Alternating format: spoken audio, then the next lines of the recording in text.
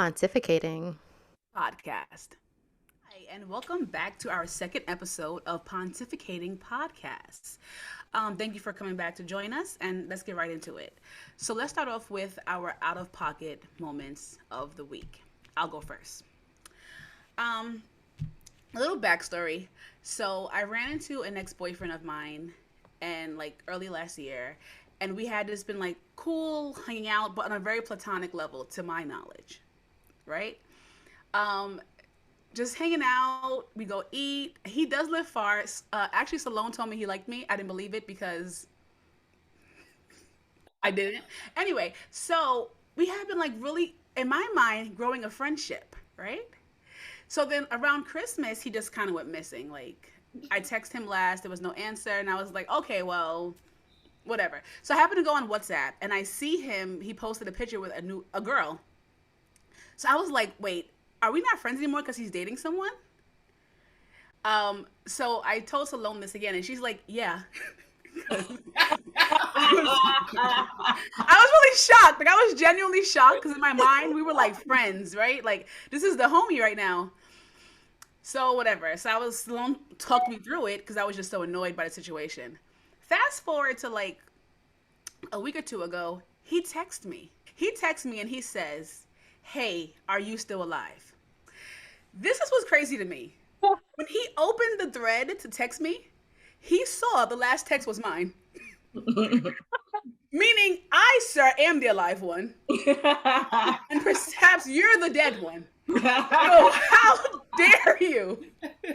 How dare you ask me if I'm alive when you never replied to me for a month? Oh, he like Jesus. He said, and I've arisen. Like, so that just like rubbed me the wrong way. I did not reply. I'm not gonna reply. Like the friendship is dead, or whatever that was is dead. Because what the fuck are you doing? Okay, guys, I told this girl, I told Asia, I said, no one is leaving from Jersey or upstate New York to come pick you up. In the Bronx, you know, because you don't feel like driving. No one's doing that, you know, out of the goodness of their heart. Clearly, this man is interested in you. No, no, no, no, she said. He's not interested in me. We're friends. That ship has sailed. We talk like, no. There was an You ulterior. talk like what, every day? Girl. No, Jersey to not Bronx? every day, but he would pick her up and they would go out to eat and they would have like I thought it was a most amazing friendship. conversations because she's thinking they're, you know, building a real friendship. And I'm like, girl, no. Hey, Once. paid on these excursions. So the very first time we hung out, because I really wanted to establish that this is a friendship, right? The bill comes and I'm like, oh no, I got mine. He's like, oh, I was gonna pay, and I was like, no, no, no, no, no, no. I got it, because I wanted to establish that we're friends. In his mind, he's like, wow. He's a keeper. In his mind, in your mind, you know what it is, but in his mind, you're looking mighty delicious. So yeah. Yeah. I'm sorry, Asia. You're the out of pocket one. You're the out of pocket one. I'm sorry. Oh shit. Oh shit. We're glad we came to an understanding with this. So right. Right. So you were right. She was bugging. Mm-hmm. I'm not always, you know, the smartest. Only because like you can't expect men to just like be your friend. Yeah. Especially if you shared a history, so he's trying to revisit that. He's not trying to turn it into, you know, this platonic friendship when he knows what that thing do. Like he ain't trying to get rid of that. You crazy? Like, that is so funny. Bugging. That is so clearly funny. Bugging. So clearly, well, I actually, guys, I'm out of pocket this week. So you are. I apologize. I apologize. That man's heart. You shouldn't do that. Yeah. You know? Okay. Well, I didn't actually have anything out of pocket happen to me per se, because I just, you know, limit my interaction when I'm outside with folks. But something out of pocket did happen. I feel like this week has been, you know, like a lot of out of pocket things happening for us Black folk, as always. But I think the most out-of-pocket thing that happened this week for me was Miss Whoopi getting suspended for 2 weeks and without pay. Without pay. It's without pay?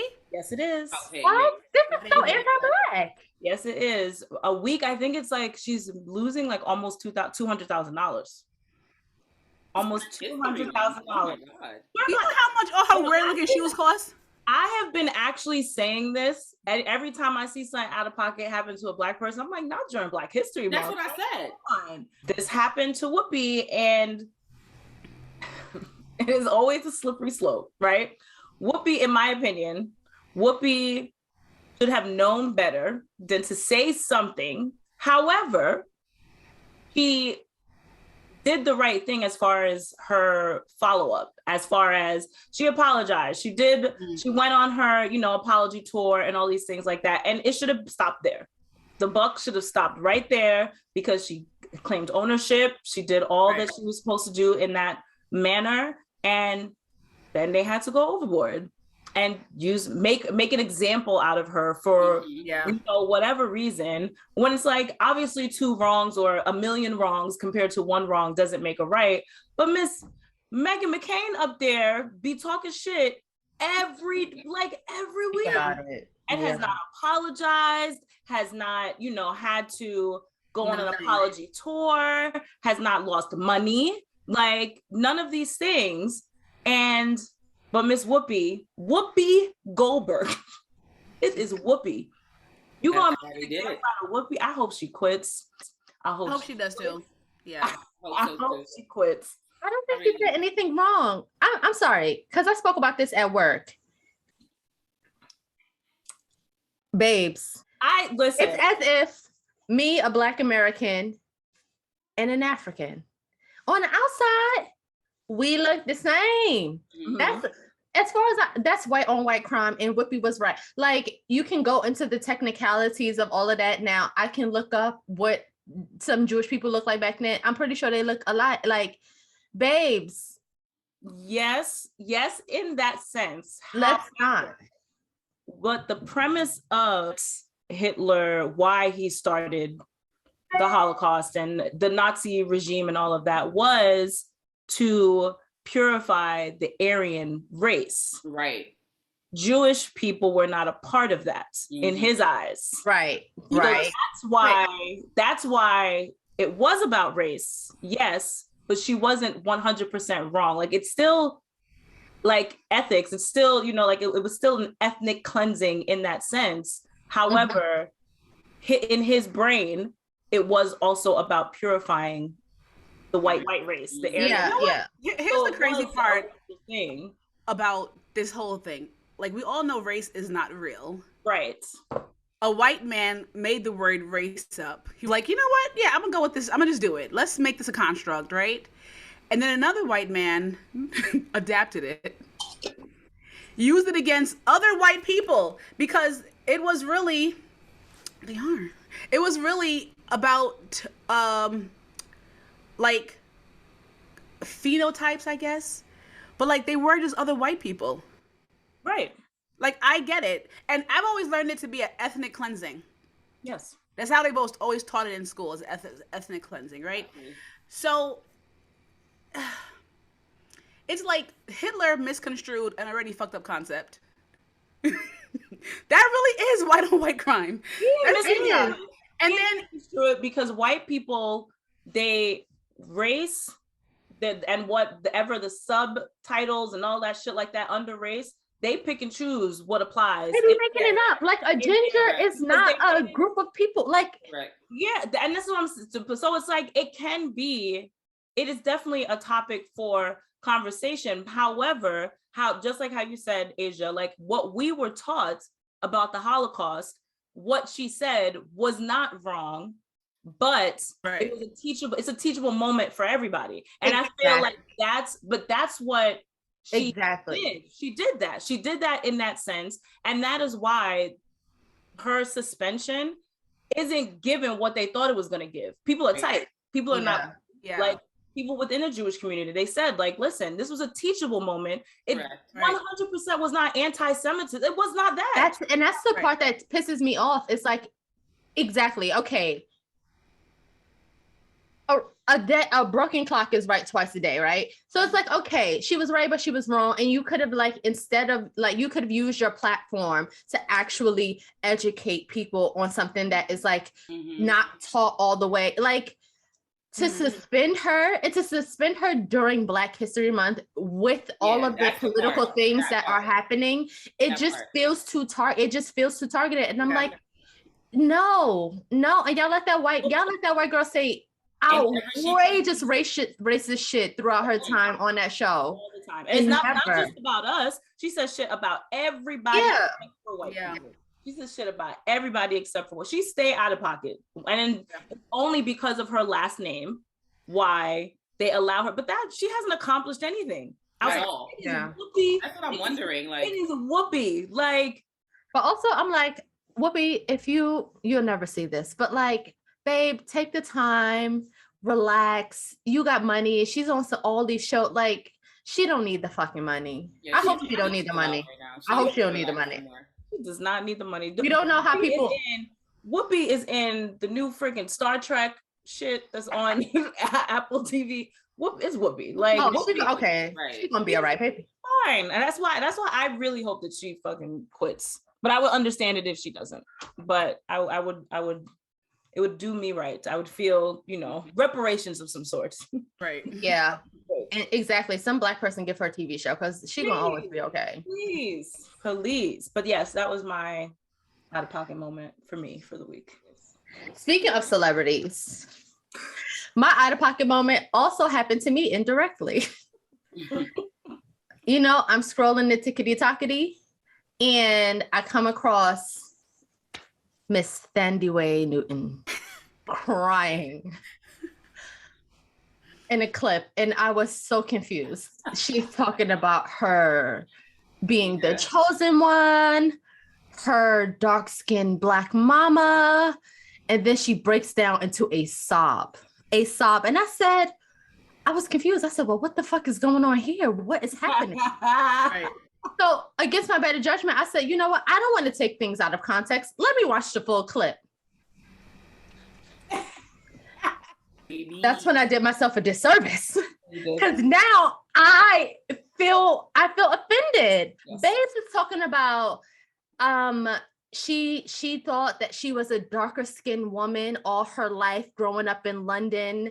And it wasn't until she got to the States that she knew that she was light skinned. And most of the hardship that she's had was in the Black community with Black women. What? Because they are stealing her roles and she can't help it that she's the chosen one and she is more desired and stealing their men is what she said. I did not know that was the full context. And she was like, and I feel so sad that they don't think that I represent them because my mama looks just like you. And babe, mixed race babe.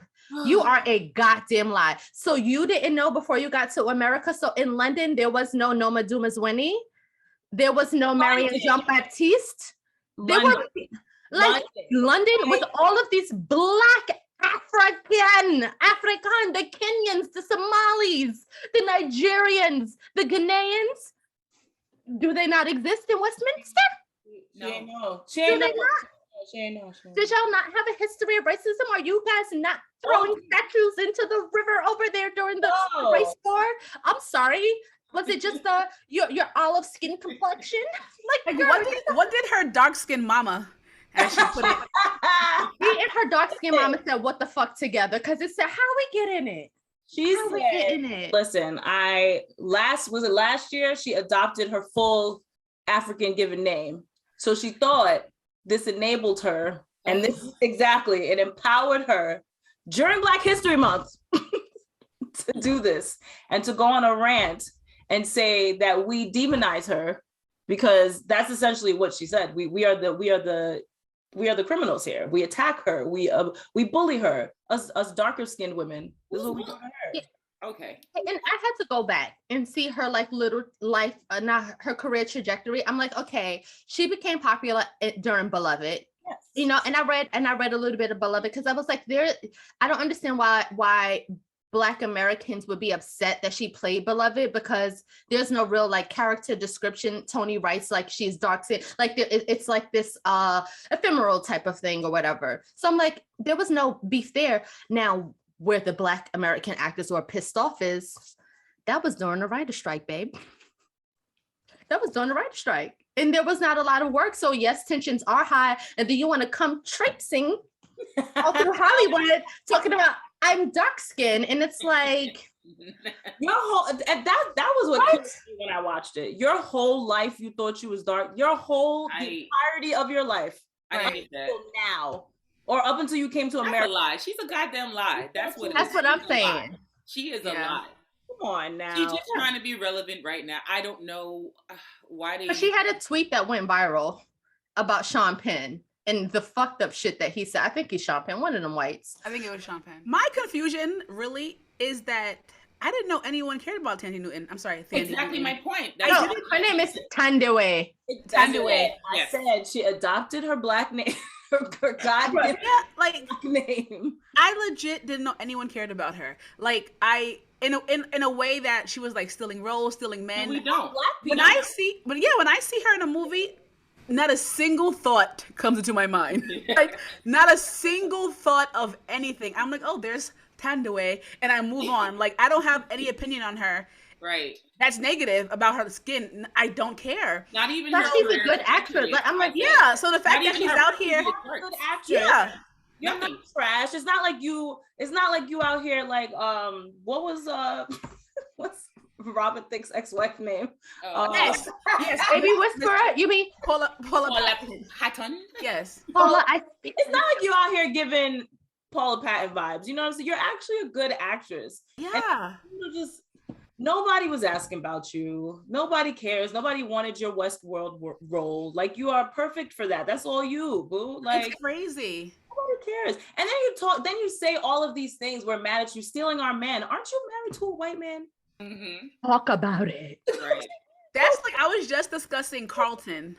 Is that his real name? Why? No. Why? What's his name? Oh, Carlton. No, because Carlton said the same thing. Rivera? Yeah, he said the same thing. He said that Black women are mad that he married a white woman. And I remember it was a collective confusion because I don't think anyone knew he was married at all. No one knew he was white. No one cares about Carlton. Gay. I mean, not that matters. Oh, he was gay. No, but I'm saying like, I remember when he said it, like, you know, the Twitters and the TikToks, Black women were like, we're not mad. We didn't even know this was who's mad? We didn't know you were married to a white or Black or a person. Like, what are you talking about? So these people have these like inner monologues about the world hating them and literally no one cares. It's so funny because I worked with his cousin and he like disowned his whole entire family. So yeah. That's what happens. No one cares. Like they don't even speak to him. They can't speak to him. I feel like you have this built up image of yourself and you're thinking that we're all seeing the same thing that you're seeing. And that's not what's happening there, sweetie. Like legit, no one gives a damn. No one cares at all. Not even your family. So that's what happens when your life is all white and you have these white spouses and you are so inoculated with white culture that you think that Black people like, babe, I don't fucking care, but because you're contending with so much whiteness on a daily basis and you are fighting for your fucking life on the inside. Don't put that shit on me. Don't put the shit on me. I don't care. Nobody cares. Literally nobody cares. Yeah. I love displacing. It's actually very shocking. It's really ridiculous. Like, no, but you were not. Why? Not during Black History Month. Okay, so I've had several out-of-pocket moments, but I will choose from just one, the low-hanging fruit right there.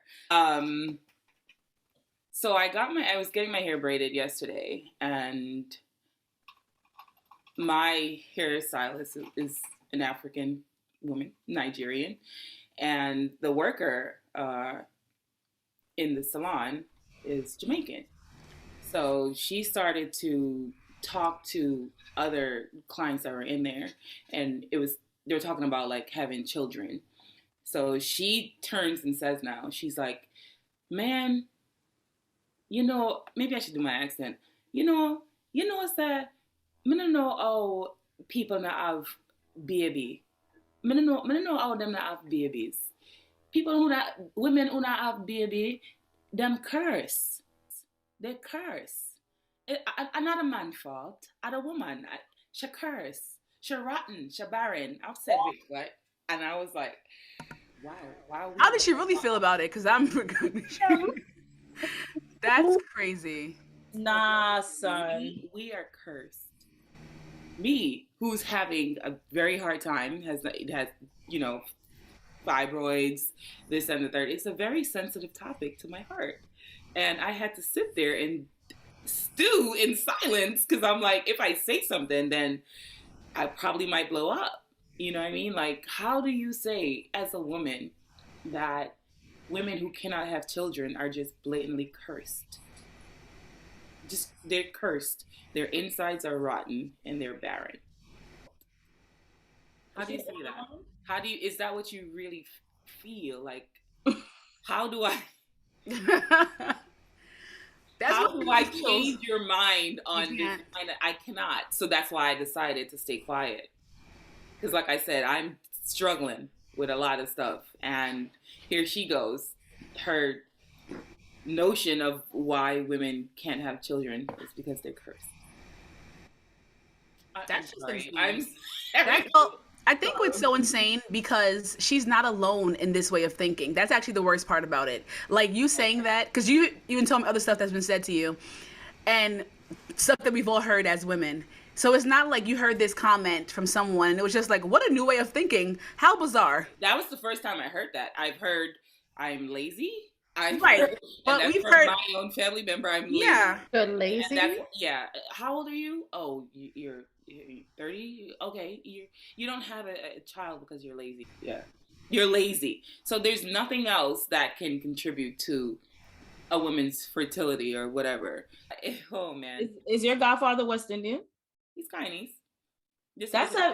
Unfortunately, it's Exactly. a very common thing in the West Indian culture, especially older West Indian with kids or by 23. It's usually but it's usually your fault if it you, is my as a woman. Usually your fault why you don't have a man, why you don't have babies, why you're not married. It's usually 9 times out of 10 it's your fault. It's your fault. And I don't even have the strength to explain or to educate anyone else on that's not the case. I don't have it in me anymore. I'm so tired. There's no point. Yeah. Come to that conclusion. Obviously, it's so far gone. Right. It would take like you locking them in a room, and them having to watch like the same video on how fertility works for 18 days straight without being fed or allowed to go to sleep. Not without being for something to possibly penetrate their minds to think obviously she's just lazy or she's cursed. Because I've never heard she's cursed though. Here's the thing also about the curse part. For me yesterday. The curse part is so funny because like Black folks, Caribbean or just Black people, they love to do this line of like what's like religion and things being cursed. Either she cursed or she not. Do you believe in this stuff or not? Is voodoo a thing or is it not? Mm-hmm. Am I only cursed when it's really bad things? Or, it's like, what are you saying? Because did God curse her? Who cursed her? Are we believing in curses or are we not? Like, there's so many layers to the things that go on in the minds of like Black people, Caribbean people, African people. Like, it's like the cognitive dissonance. Something is wrong. There's a disconnect. There's a disconnect. And it's like, I feel like we can't fix it. They have to just go on about their business, and I do mean die.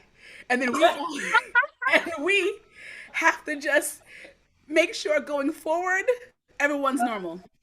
Make sure going forward that people know science and understand. Right. And understand the woman's anatomy. I don't understand. I was so shocked. Yeah. So shocked. I thought for a split second to like interject, but I couldn't bring myself. I don't know if it was hurt. I don't know what I felt in that moment. I don't know what it was. Protective mechanism saying, I don't need that. I don't need that. It's probably all of that. Yeah, because it's and just knowing the fact that I know that I was not going to be able to change no matter what you the viewpoint on that subject. No matter what I said, it would not matter, and it would come off as I'm attacking her. You know, right? For her views. Yeah, that was it. No, that is a very much out of pocket fucking moment. That is it. And this is another episode of Pontificating. And don't forget to like, follow, subscribe. Also, leave us some reviews. We want to hear from you. Let's engage. Let's build a community. Let's be friends. Let's do all the things together. Come on, play cousins. Thank you.